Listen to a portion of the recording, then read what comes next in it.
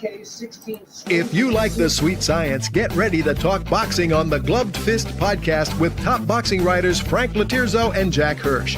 Frank, a former amateur boxer out of Philadelphia, writes for NY Fights and can be seen on the Boxing Channel. Jack, an amateur boxer who competed in the New York Golden Gloves, was a 6-term president of the Boxing Writers Association. And now, here's Frank Latirzo and Jack Hirsch.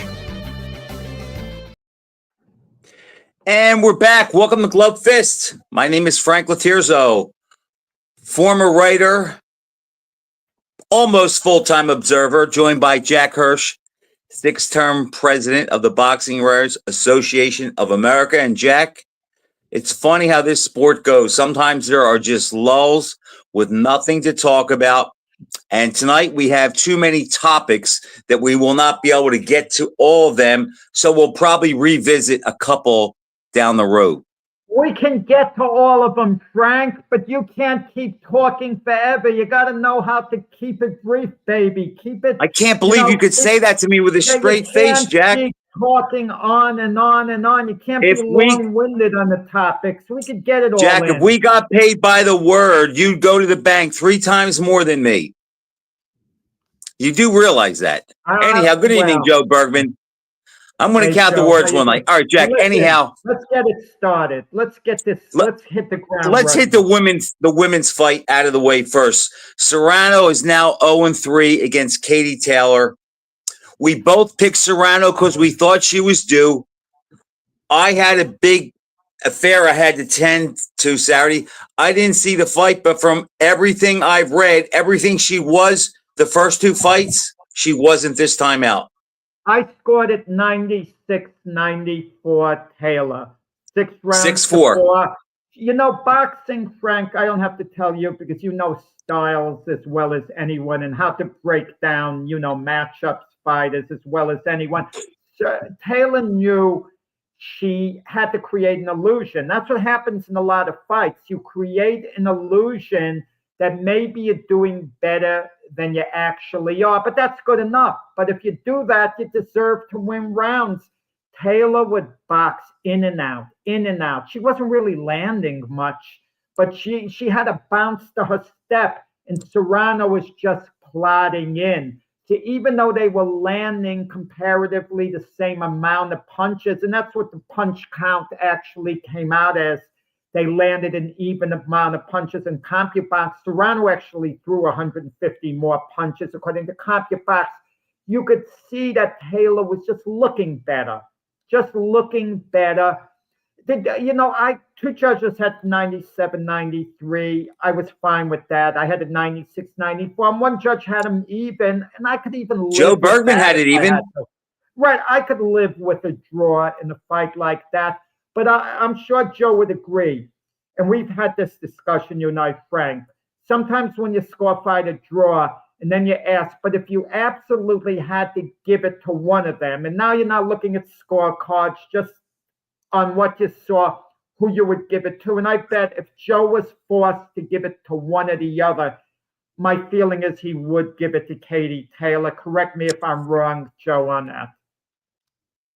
Jack, what you described is something I've said about Muhammad Ali in hypothetical matchups, like against Larry Holmes.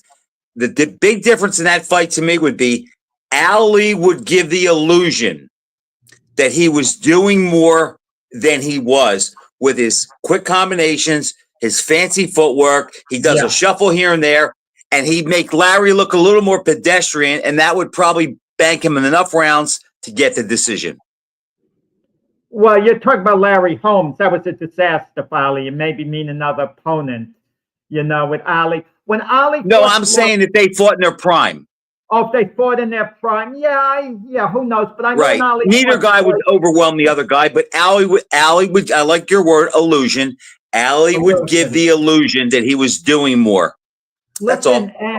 And Charles Mooney, Sugar Ray Leonard's friend and Olympic teammate, was telling me that Ray deserved a decision over Hagler, but in all actuality, Hagler probably outfought him But Ray knew his job was to create an illusion. So he did deserve the decision. You know, you land the flurries, you close late in the round with a few quick punches, catch the eyes of the judges.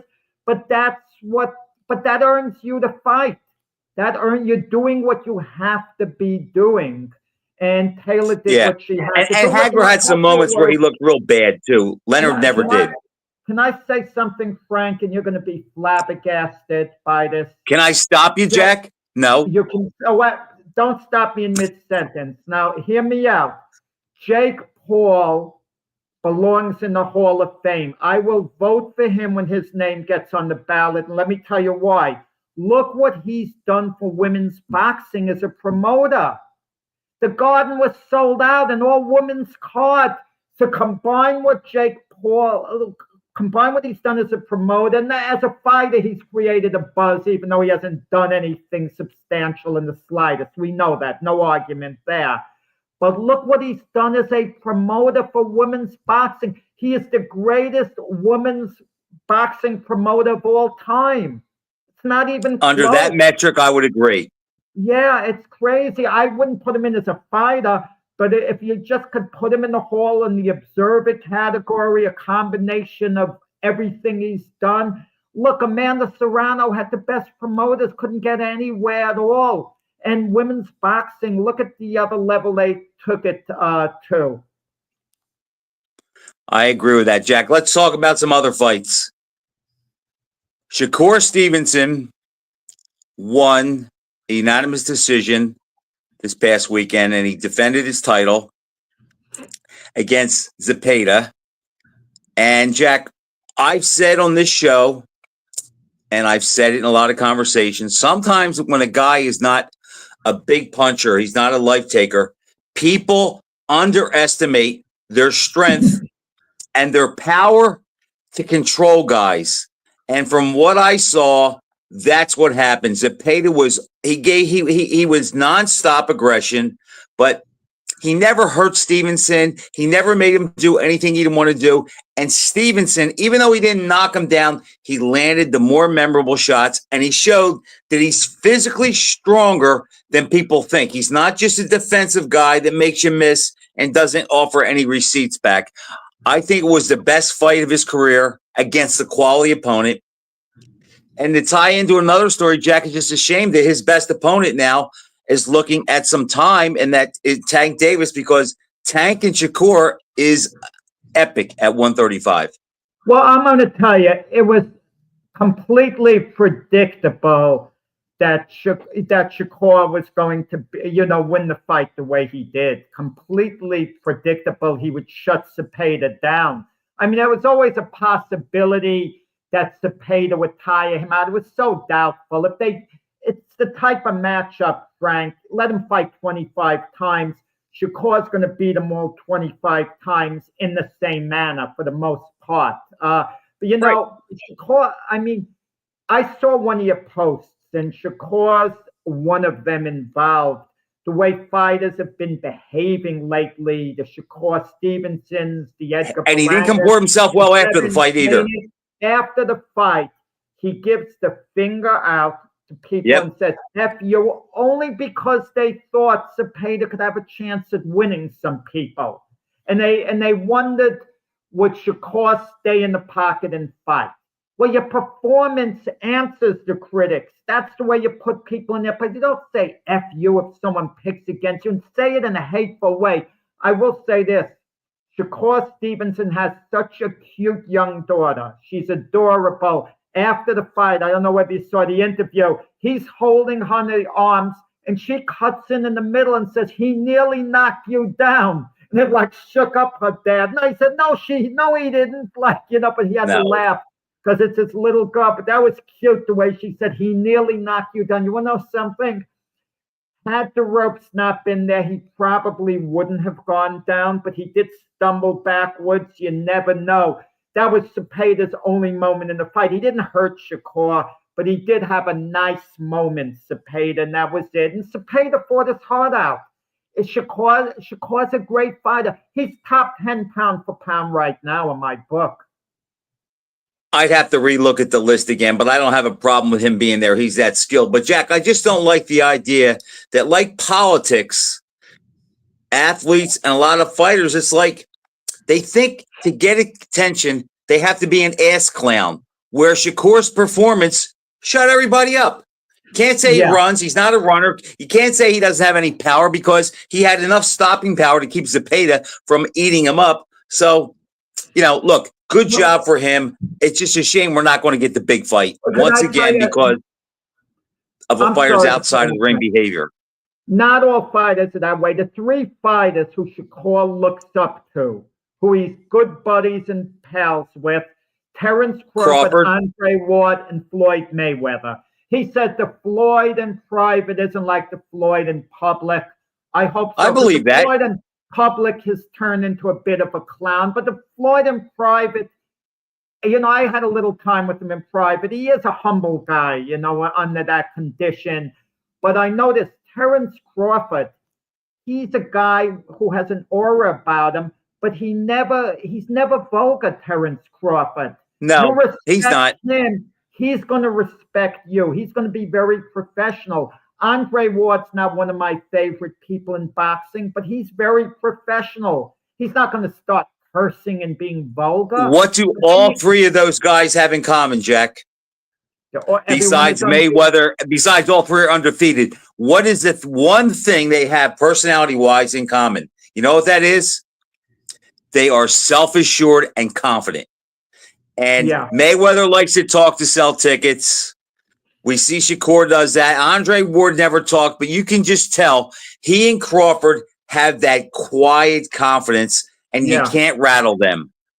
Well, Roy Jones said it best before Ward fought Kovalev, the unification fight.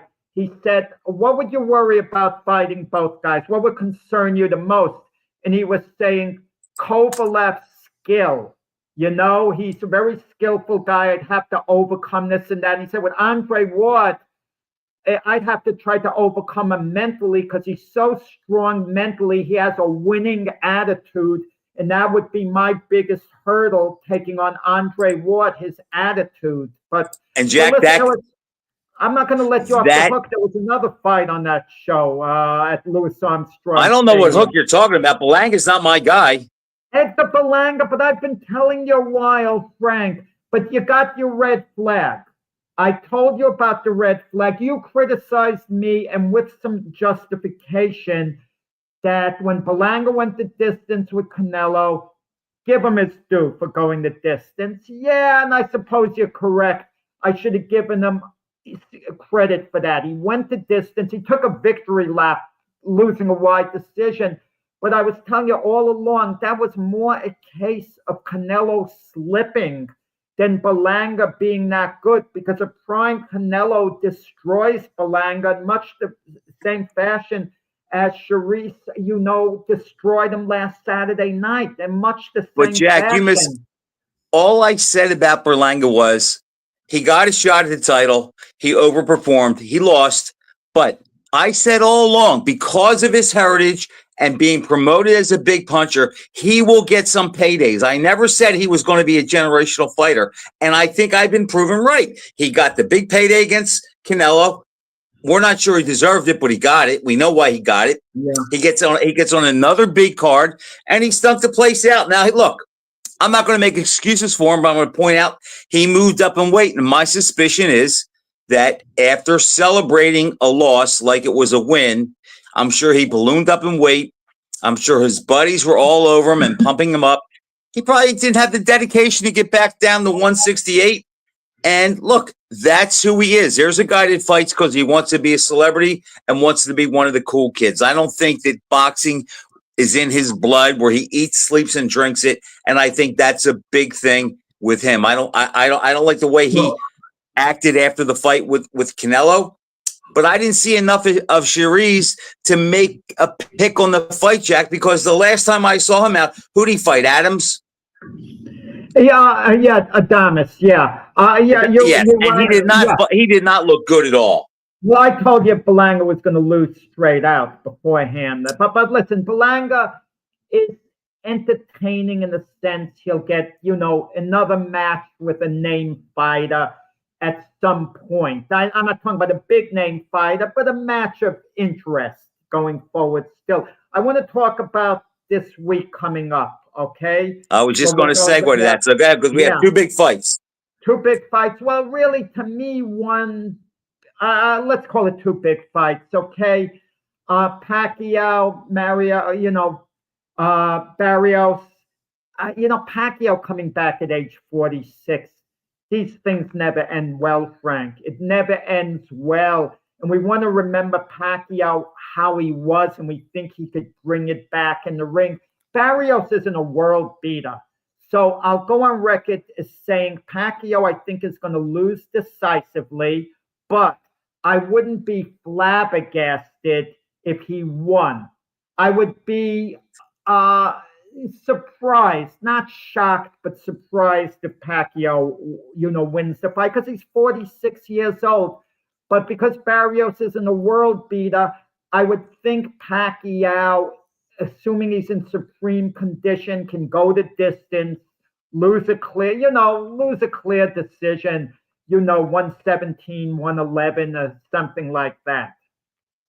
Jack, the thing that concerns me about Pacquiao is he was never a great defensive fighter. And in his last couple fights, especially against Ugas, he got hit with a lot of shots. I mean, even going back to Jeff Horn, he got hit with a lot of shots, and that was 2017. I just don't see this ending well for Pacquiao. Barrios is not a big puncher, but he's tall, he's rangy. I just think he's going to be able to do enough to keep a deteriorated Pacquiao who's not hard to hit, who knows he has to be explosive offensively. I just don't think it's going to work out, Jack. I know they're sending all kind of clips out of his training and how good he looks. But as Jerry Eisenberg said, they all look good in the gym, regardless of how old they are. Then when they get in the ring and it's just completely different, I don't think it's going to end well for Pacquiao. As far as he loses, he's going to lose. But as you said, if he won, it wouldn't be stop the world for me because maybe he can pull one out. If he can pull one out, this would be the one, but I bet against it. Oh, no. Listen, if Shakur Stevenson at a much lighter weight, he would totally dominate Pacquiao, for example. I mean, I don't think Pacquiao would beat, at age 46, would even beat Inoue, fighting him, if Inoue had to give up 20 pounds.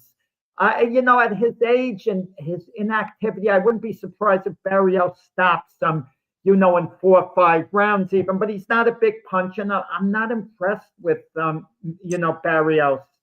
So Jack, this is the fun. Pacquiao might go the distance and lose a wide decision. That's a conservative prediction.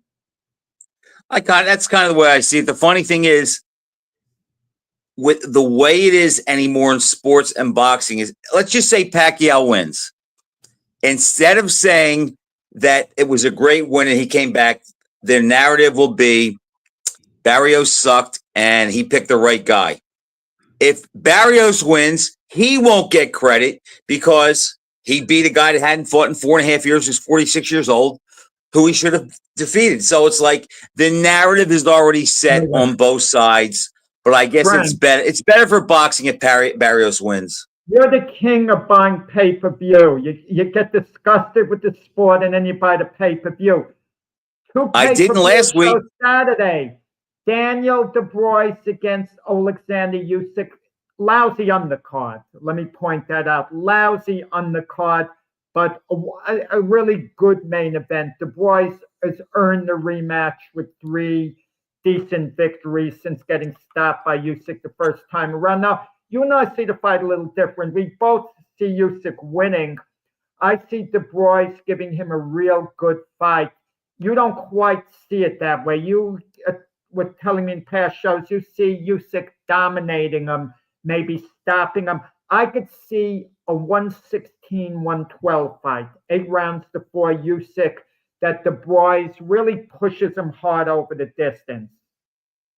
And the way I see it, Jack, is Dubois had his shot the last time. And when his body shot was ruled a low blow, and Usyk got 5 minutes, and he took all 5 minutes. I think that totally took the win out of Du Bois' sails. And to me, he almost cashed it in after that, where it's like, oh, that was my shot. I didn't get it. I'm not going to beat him. I think for this fight, that controversy and some of the things Du Bois said that he was on his way to winning, I think, I don't think Du Bois is this newfound guy that he found the fountain of youth, and now he's this brave guy that is going to walk through the dungeon to get it done. I think Usyk is going to draw from the controversy of the last fight and be emphatic with his performance this time. And if he doesn't stop him, he will dominate him, and there'll be no doubt about who would have won, who was better the last time, and who will be better this time, because I just think that Du Bois, I mean, Jack, he's talking a lot, but he's just not selling me. I think once they get in there and he realizes that Usyk is really that good, I just think he's going to lose his confidence, and he's going to look for a way to lose, but make it competitive. So, yes, I think this fight will be more one-sided than the last fight. Yeah, it's interesting what you mentioned about Du Bois' resolve in the last fight, that after it was called a low blow, it seemed like, he felt that was his one shot and he shut down. Well, he lost the wind out of his sails. I gave him a pass when he got stopped by Joe Joyce because he took a punch Absolutely. on the eye. That's very physically devastating. Even George Chuvalo got hit in the eye by Joe Frazier, turned to the ref.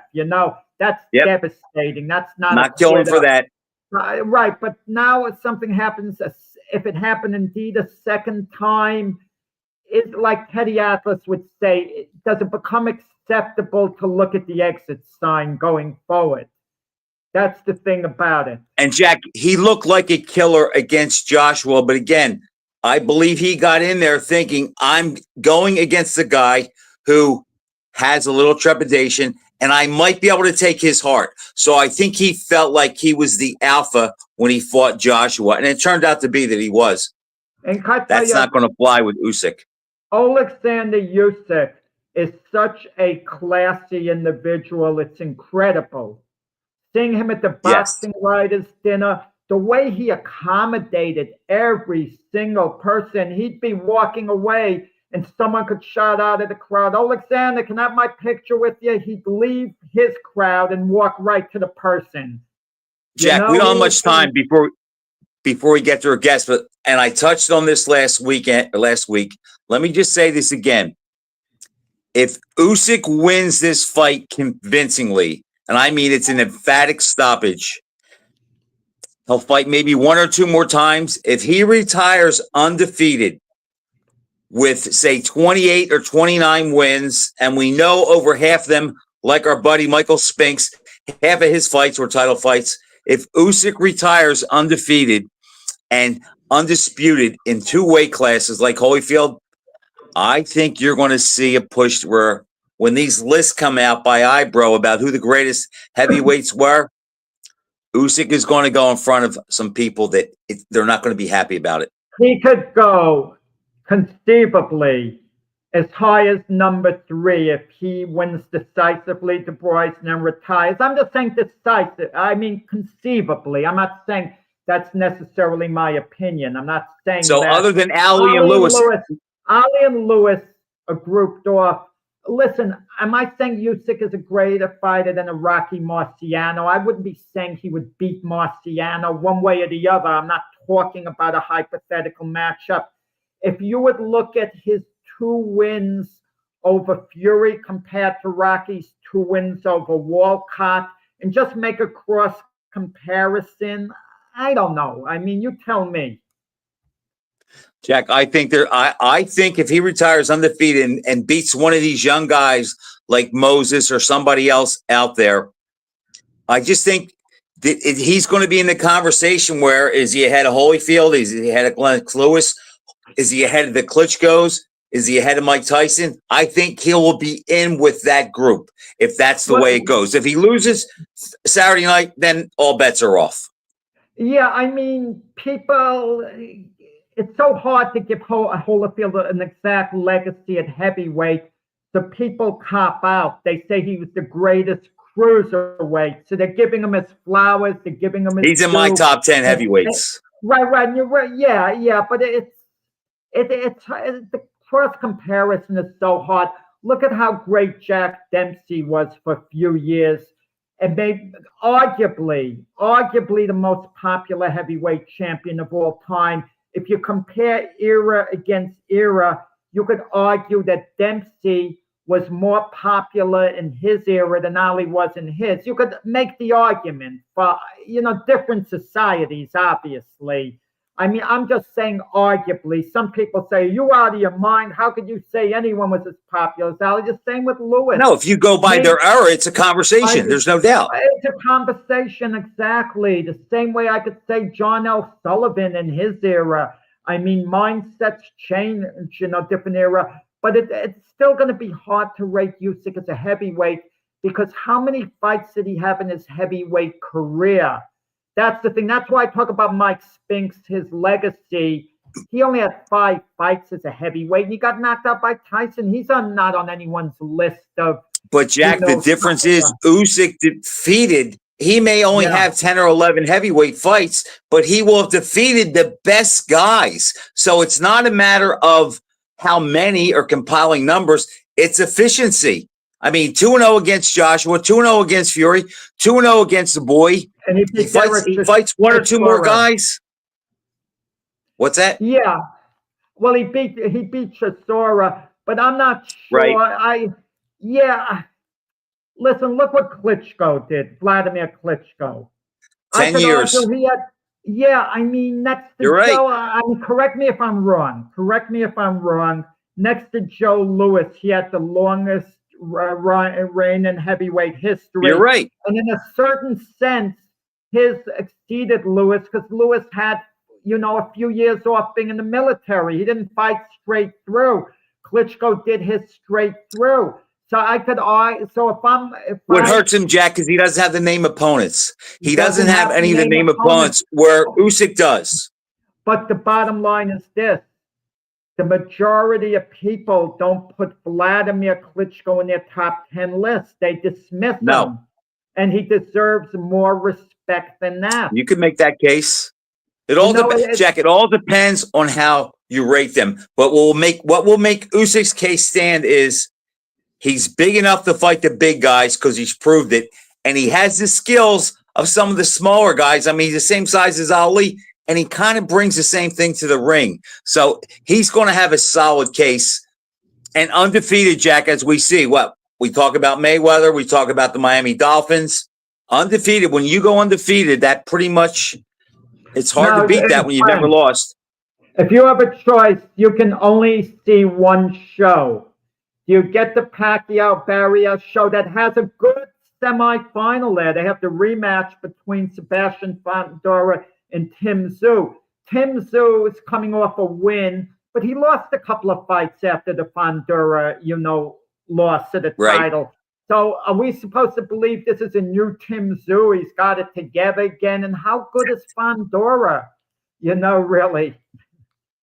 Fundora can be a problem, Jack. But your question is, if I only have a choice, I'm going to see Usyk fight because Usyk's the heavyweight champion of the world. It's a grudge match, and he and Du Bois are both in their prime. They don't dislike one another. It's not a grudge match. But it's a grudge match because there's a little controversy from the last fight. Yeah, they're both gentlemen. My feeling is with Daniel Dubois, what I see, he seems to be a gentleman. He doesn't talk nonsense. Jack, you can have a grudge match between two gentlemen. It's absolutely. They're rivals. It's a rivalry now. How about that? You like that word better? A grudge means you're upset with the guy personally. Look, Taylor Serrano wasn't quite a grudge match. I want to get back very quickly. Taylor Serrano. We're supposed to have a guest come on any moment, but trilogies, normally not all 3 fights are great. Even Ali Frazier, their second fight was a good fight, but no more than a good fight. It wasn't great. Ward Gaddy, their second fight was no more than a good fight, not a great fight. Zale Graziano, Their third fight was one-sided. It wasn't a great fight, you know. It's very, Patterson, Johansson. I wouldn't call them great fights. They were Nope. entertaining. You know how many Bo Holyfield? That would 2 out of 3 were good. The close. third fight was terrible. Yeah, but the third fight But had they were both drama dead. with the knockdowns. You know, Yep. They may, that would be an interesting thing for another time. What were the three best, all around trilogies if you pack it in from beginning to end as far as I still think action it's went? Ali Frazier, Jack. Yeah. If it was the second compelling. fight was not measured against the first and third, Yeah. that second fight was outstanding. And even Dunphy said during the telecast, he goes, "This fight's nearly as good as the first." Well, yeah, well, the first fight was so big, so enormous. Yeah, nothing will eclipse that. The fight itself, the first fight, was one of the most grueling fight you ever were going to see for the competitors. It was absolute grueling the way they had to push themselves. But for pure excitement, I wouldn't call it an exciting fight per se. You follow what The I'm first saying? fight you wouldn't call exciting? I know the event was off the charts. It was a very good fight in itself, but if it wasn't Ali Frazier and it was just another 15-round fight, we'd say it was a heck of a fight. I don't know if I agree with that, Jack. I think that thing was really exciting. I'll have to think that over. I'm waiting for our guests to come on here so I could introduce them. I don't know what the hold Well, up tell everybody who's coming on. And Here we go. He is. Yeah, I had to call him out. Okay. Hey, Jose Corpus, we have with us, well-known boxing writer and author. Jose keeps up with current boxing. He's written several books. He'll tell us the books he's written in his boxing work. And then I want to talk about his latest book because, Frank, I know it's up your alley. It's a really thought-provoking book. Jose, just tell us a little about yourself. Please welcome to the show with Frank Laterzo and myself. Hello, How you doing, Frank. Hello, Jose? Jack. I'm doing good. Hope you guys are well. I didn't get the memo, though, to wear black shirts. I got to... Well, yeah. not looking as cool as you guys. Yeah, What did you ask, Jack? You wanted a Yeah, background well, on the tell us books? a little about your background. I know your background, Jose. Tell the viewers a little bit. Hey, listen, speaking of Jack, Frank, Jack is one of the, I don't know if you know this, and Jack will probably never say it, but he's been a mentor to so many writers in the New York area. He's always been very gracious and generous with his tips, his time, and any opportunities that come up. He's been very, very, very generous with opening the doors for someone, whatever doors he could open. So I got a special place in my heart for Jack, man. I'm really glad to be on this show, and I want the viewers. I've heard that, Jose, but he never takes my call, so I don't know if I can go with that. It's age. When I was young in the press room, I'd say the same thing, and everyone just walked by me. But when you become older, they stop and they listen and they surround you. It's age. They respect their elder. So I got 3 books. I did one book Jose is a true historian. One of the books you wrote, The History of Boxing in New York. New York. You've authored other work. Let's get right to your current book, and you'll tell people how they could get it. It's called, correct me if I'm wrong, The Four Belt Era. Not era, Frank. Era, right, Jose? ERROR. The Four Belt Era. Now, I got to warn you, Frank Laterzo loves those sanctioning body belts. That's not true, Jose. Yeah, don't listen to him. Hey, Don't listen to him. Jose, please talk so Jack can't. Yeah. I'm listening. So, listen. What I did was I went back into time. I went to the very first available rankings, and I just chose the top 4 guys. I gave them all imaginary belts, and I followed their careers. So whenever they lost, whoever they lost to became the new champ.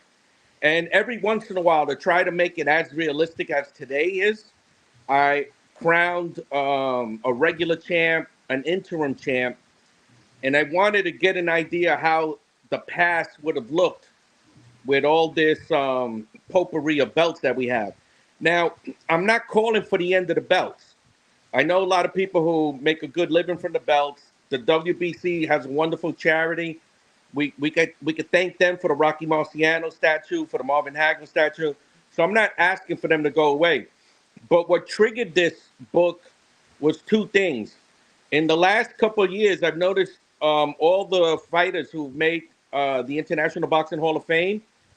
If you read their bios and compare it to the bios of the fighters from pre-1950, the fighters from pre-1950s, their bio says major attraction in such and such city, defeated XXXX. The newer fighters, they say that they won, held the WXYZ belt, the LMNOP belt, defended the XYO belt 18 times. The other thing that triggered it was there was an article in Ring Magazine. They called it the definitive list of Italian fighters. And they omitted a guy from the 1930s named Billy Petro for the simple reason that he did not win a belt, which I thought was ridiculous because we can't judge the past with the eyes of today, right? That's called presentism. So you can't penalize someone from the past for not winning something that didn't exist then. So I did this book. It's like Jack said, it's thought-provoking, it's interesting. It's fiction, though. I don't mean for it to be taken too seriously, but it shines a different light on the fighters of the past. Now you look at someone like Frank's neighbor, Benny Briscoe, and he's like a 4-time champ in 2 divisions, right? Now you look at all the contenders he fought, and instead of calling them contenders, calling them champs, Bobby Watts, Willie Monroe, the Brazilian guy, I forgot his name, Oliveira, I think was his name. Valdez. Juarez de Lima. Valdez and Monzon, right. Juarez de Lima, a fighter. Exactly, Juarez de Lima, exactly. So yeah. Now Briscoe had 47 of his 94 fights were against past, present, or future champions. So I'm just looking at the past and speaking the language of today. Is what you know what's funny that reminds me of, Jose? I'm listening. When you talk about football, right, the first thing these young guys want to know is how many Super Bowls did he win? It's like a guy like Otto Graham who won multiple championships, which is the same as Tom Brady, only it wasn't called the Super Bowl. But because it's called the Super Bowl, it's just like it. All it is another name for the NFL championship.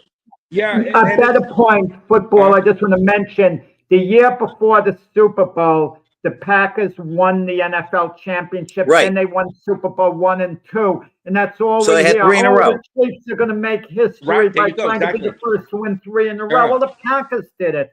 Can I ask you, certain fighters, let's get to the point, who never won a championship, did you evaluate them like Harry Wills, who never got a shot at the title?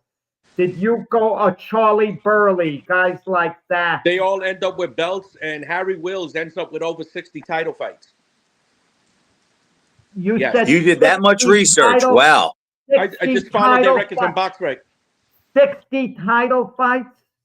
So does Kid Chocolate. Harry Greb ends up with over 150 title fights. Sugar Ray Robinson has over 100 title fights. Oh, I mean, listen, that may have even impressed Money Mayweather to hear that. Wow, well, you know what? Maybe not. But no, but listen, we're putting belts on everything, and we're calling contenders champs, so it changes everything. You can't have 7 champs at any one time. Right now, you guys were talking about Usyk. I think Kubrat Pulev has a belt, right? Isn't he a champ? Dubois is a champ. It gets a little bit. It's like imagine going to high school and they call up the class valedictorian and 27 people go up to get the award. So it just doesn't make any sense.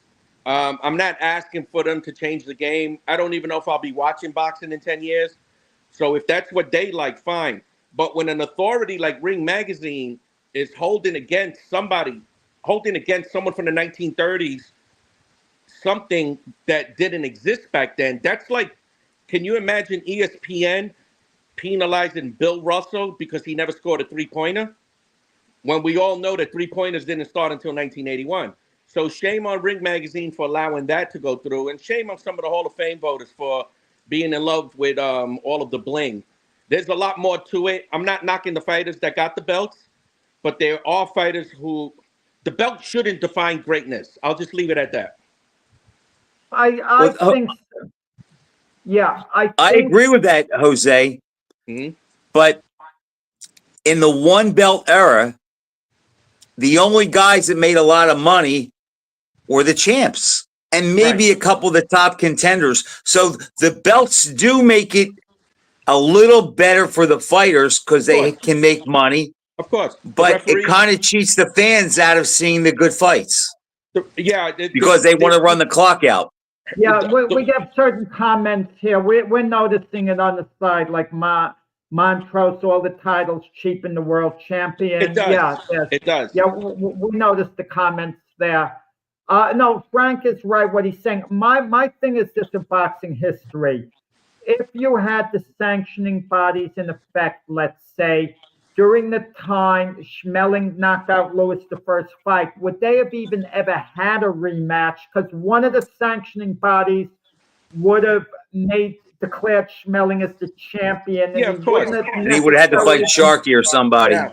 But they even have had a rematch. But I wasn't. That would be a different book. My purpose is, I just went with the fights that did take place, and put titles on the fights that followed whatever imaginary lineage I made up. Right? I know. Listen, I know guys that are referees and judges, and I know they get paid 3 times as much just because there's a title involved to it.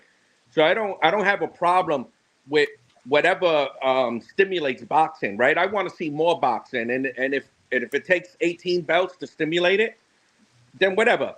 But you got to draw the line in there. You can't go back and have someone like Max Kellerman saying Terrence Crawford is doing something that even Henry Armstrong didn't do, right? He said that? I like Max a lot. Yeah, he did. What's the thing he's doing that Armstrong didn't do? Like winning, I don't know, 4 lineal belts or something like that. I don't even pay that much attention to him.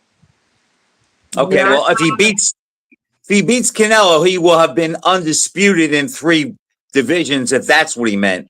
Yeah, so was Armstrong, but I don't. Let me ask you this, and this is your opinion. Had the sanctioning bodies been in effect all along in the teens, the 1920s, 30s, whose legacy would have taken a big hit upward? Would Greb have been clearly the greatest pound for pound in our view? Robinson is a consensus guy right now. But what would have been the consensus? Because most of Robinson's fights seemed to be for a title anyway, once he got, beat Tommy Bell at that point. That's the way it seems, at least. So I don't know how much better he would have been on paper. Whoever's great remains great, but there are some fighters that you probably wouldn't have thought of. Like, for example, Kid Chocolate looks a lot better than I remember him looking, right?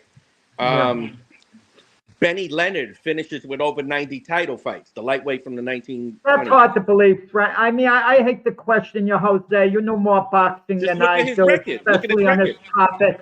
But 90 title fights, that sounds crazy. How many fights did he have? How many fights did he have? What do you have, Al? 160? Yeah. Yeah, but the 90 for the title. You just said Usyk, half his fights were title fights. So now, if we had that many belts, Benny Leonard, half his fights are title fights. Right? What's so hard to believe about that? He was an outstanding lightweight. I'll tell you who else looks great. Sid Terrace. Sid Terrace looks fantastic. Who gave Benny Leonard Pedro Montanez. Pedro Montanez went unbeaten in 60 fights. So about 40 of those would be title fights. And these were top 10 fights, though. They were main events at the Garden. No. But my argument is this, okay? It's very thought-provoking. For a guy to have that many title fights, someone has to promote it. And you got to pay more money. I was the promoter. I was the promoter for the fights. Oh, you're the promoter. Oh, I was the promoter. I was go. Jose Sullivan. Yeah, exactly, Frank. I was everything. You made yourself, promoter for life. I'll tell you what, though. Exactly. 2 things. First of all, don't ignore the Roberto Duran Esteban de Jesus trilogy. That was a great trilogy. That should be in the conversation.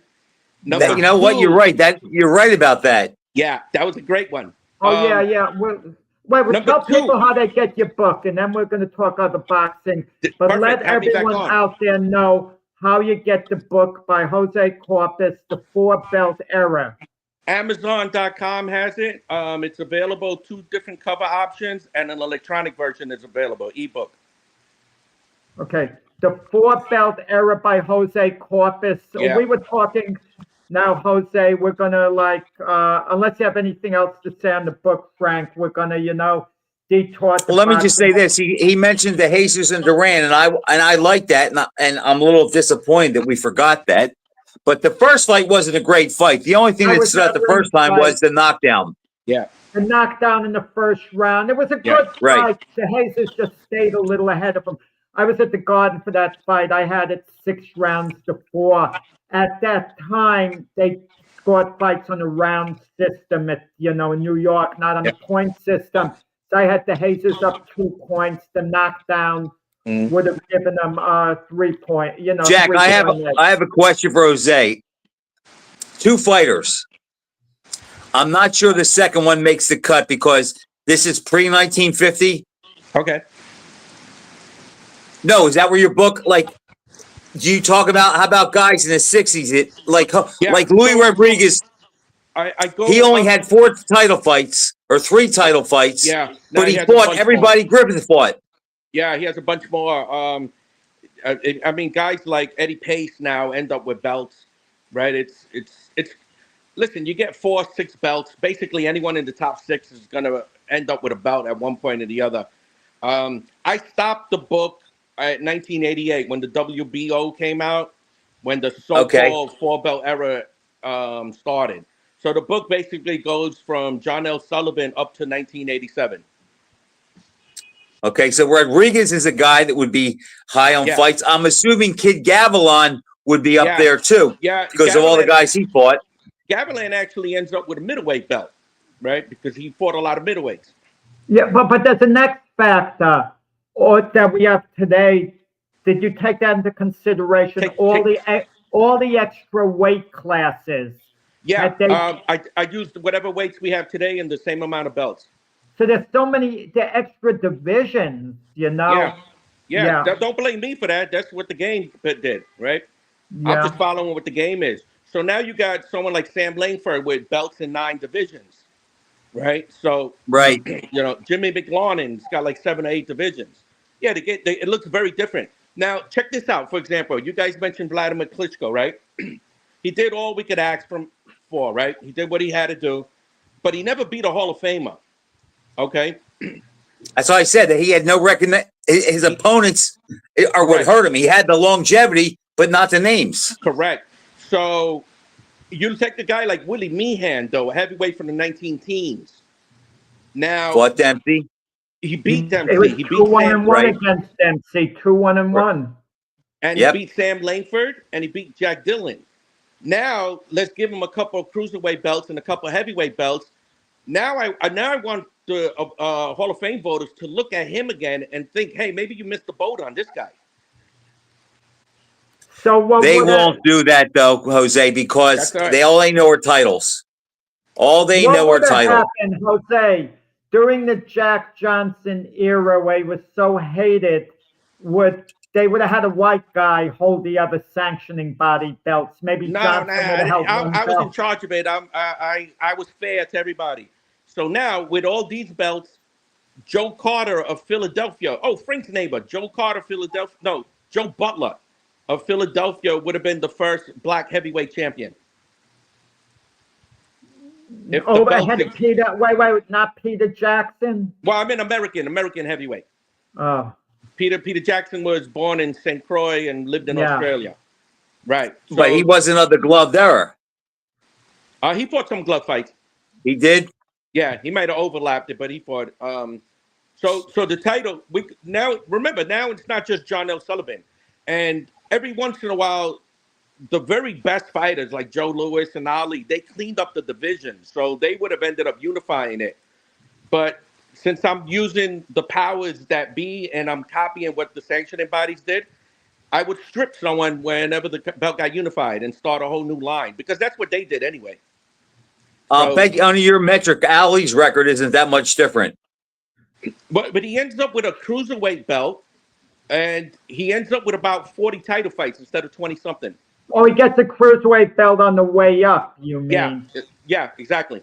Well, maybe his fight against Doug Jones could have been called for the cruiserweight. I'm not that. Yeah, you make great points. Right. That's very thought-provoking. But Right. I think Ali Sykes was so set on the heavyweight title. I can't imagine him getting a Liston fight as the cruiserweight champ, even though it's possible. Light heavyweight. No. He moved up. Heavyweight. He moved up that day. He didn't stay as a cruiserweight. Under Jose. And what did he weigh for Doug Jones? 194? Say it again. 94 what? What did he weigh for Doug Jones? I don't think he was 200 pounds. Yeah, but for like his first 13 fights, he was under 200. Right. First 12 fights. Yeah. Does Jerry Quarry ever become a champion? Absolutely. You better. Shame on you for even asking. Of course he does. Okay. Of course he does. Jerry Quarry. You know. It's interesting. Now, the best fighter who did not win a belt is Ernie Shavers. Now, according to what my book comes out. Yeah. Unless. How's he ahead of Ron Lyle? Jose. Run. Not to spend time on a quick prediction. Who wins in their prime between Ken Norton against Ron Lyle head-to-head? And we won't stay long on it because Ron Lyle. You like Ron Lyle, okay. See that, Jack? It blew up in your face. Norton could only beat guys that were fighting backwards. If the guy pushed Norton back, Norton was lost. It's a lot like Anthony Joshua in a lot of ways. Okay. You make him go back, and he's a completely different fighter. Exactly. And if you notice, after Norton got stopped by Foreman, in between Foreman and Ernie Shavers, he fought no punchers. Very careful management.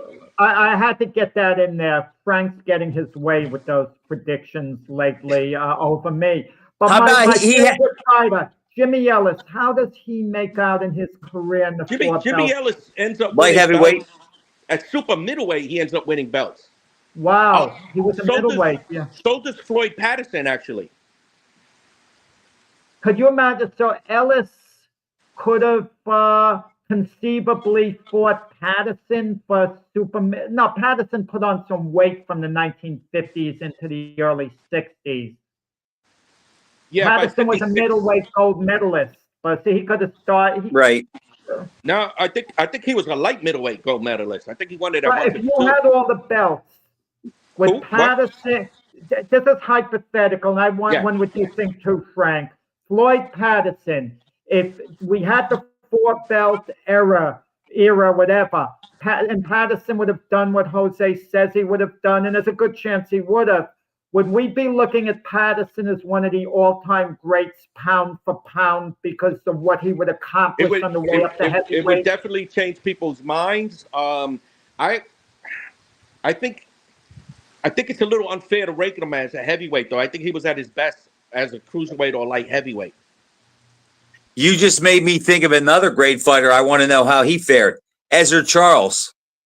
Over 80 title fights. The guy was a beast. Another one who would have been champ at super middleweight, light heavyweight, cruiserweight, and light heavy. Yes, absolutely. When Ezra Charles was obviously an all-time great as is, if you had all these other titles, who would have wound up being acknowledged as the greatest pound for pound of all time? Sugar Ray Robinson is the consensus. I'm not, people have different opinions, various opinions, but the consensus choice is Sugar Ray Robinson.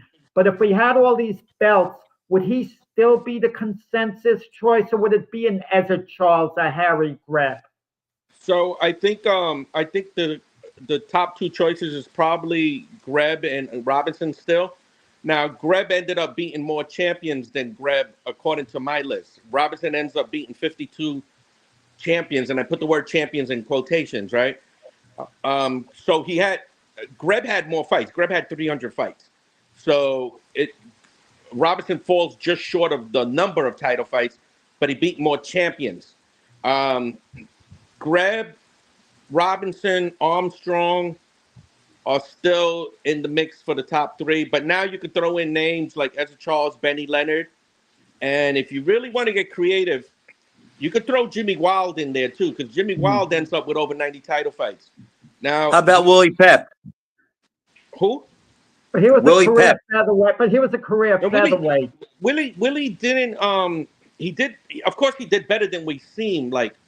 But Willie, I expected Willie to have more title defenses, but it turned out he was fighting a little bit, quite a few fights in between defenses, overweight. But he Right. does end up with like a junior lightweight title and multiple featherweight titles. I have one more. One of the viewers wanted to know how about George Chuvalo? He ends up with a belt. He does win a belt in my lineage, yes. Almost everyone I'm not. No, I'm not. There's a good chance what you're saying in these cases is hypothetical. It comes to reality. But who does Chuvalo beat for a major belt? He had a chafe off of the WBA title. Who did Kubrat Pulev beat to become a champion in today's world? But the competition would have been harder during Chuvalo's. I don't care. He won a belt. I don't know why he's so shocked.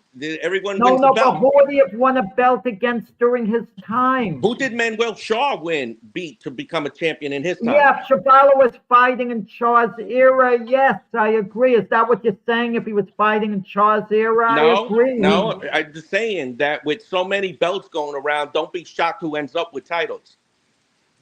Yeah, but Ali and Smoking Joe would have taken care of all the belts. If you would have went pro after Vito busted up your ribs, you might have ended up with a belt. Yeah, the one that I'd buy in the store. I mean, on that case. Sometimes I think the effects of Vito store and play. Vito Antuofermo. Would he have Vito Antuofermo? How would he have done? Would he have done a little better? 5-time champ, yeah. And what about my guy? Michael Spinks. Michael Spinks would have won a super middleweight title. I'm sure you would have had. You know, he did fight under 169 once or twice. And so I'm pretty sure if the sanctioning bodies were around, they would have been throwing belts at him. Right? That's what I was thinking, little home. Chuvalo would have got the win against Quarry, I guess. Yeah. That could have been a title fight. I was actually at that fight, Yeah, so you had a title fight, Jack. You didn't even know it. Shame on you. December 12th, 1969, the second pro show I ever went to. It was a Friday night. The most bizarre endings you'd ever see. Really? It was a Friday night, Jack. Friday night. The belts is really an exaggeration. It's over proliferation of belts. So that's the whole idea of the book. Was part of the idea too is how crazy and convoluted it would look. Now, if I were to include everyone, the book would be over 1,000 pages, right? That's how many champs is. Any given year, you're talking about 70 guys with a belt, right? So, yeah, don't be shocked when Chuvalo ends up with a belt. The guy was a top 10 contender for multiple years. Jose, who's your favorite all-time fighter? Favorite all-time fighter? Who's your favorite? Well, you know, I go only with the guys that I knew personally, right? Because I don't know the guys on TV, so I can't really relate to them.